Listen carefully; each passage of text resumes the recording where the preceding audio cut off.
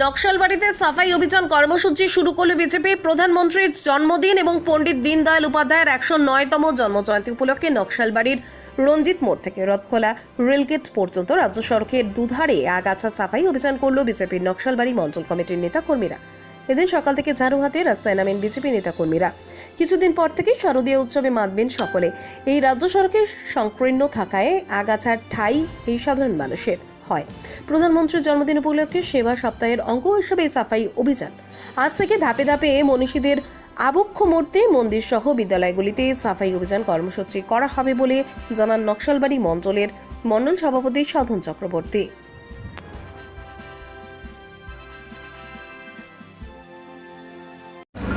প্রথমেই আপনার নিউজ চ্যানেলের মাধ্যমে সকল দর্শকদের জানাই শারদীয়ার শুভ প্রীতি ও শুভেচ্ছা, আন্তরিক প্রীতি ও শুভেচ্ছা।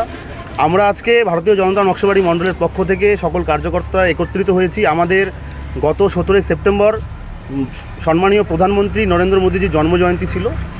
সেদিন থেকে কিন্তু আমাদের সেবাপক্ষ চলছে।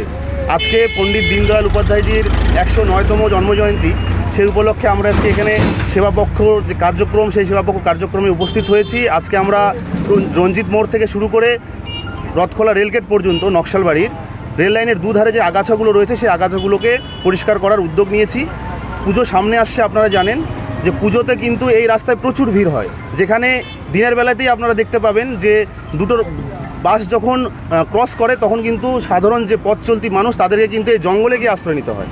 তো পুজোর সময় সকলেই সেজে গুজে বেরোবে প্রতিমা দর্শনের জন্য।